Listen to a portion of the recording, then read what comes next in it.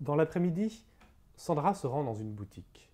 Elle s'achète des collants chauds et des vêtements de sport noirs, des chaussures d'athlétisme aussi souples que possible. Puisqu'il est inévitable qu'elle arpente nuitamment les toits, qu'elle le fasse le plus confortablement possible. Elle se fait aussi la réflexion qu'il devrait être possible de donner un tour différent à ses déambulations. De même que ces temps-ci, pendant la journée, elle ne parvient jamais à se réveiller complètement et que le plus souvent elle flotte dans une sorte de brume semi-consciente.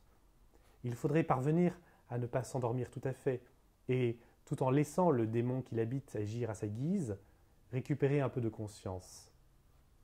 Comme pour les animaux qui, sans être philosophes, doivent bien posséder une perception élémentaire de leur être, sans laquelle il paraîtrait difficile qu'ils puissent se préserver eux-mêmes, ou qu'ils parviennent à accomplir des actions complexes, comme la chasse ou la fabrication d'un nid.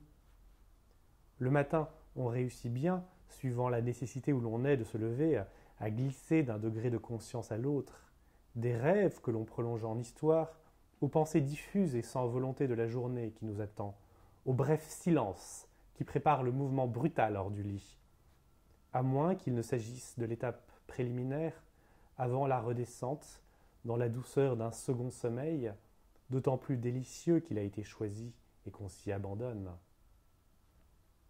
Pendant les heures de veille, on module au gré des nécessités le degré de notre conscience et de notre lucidité.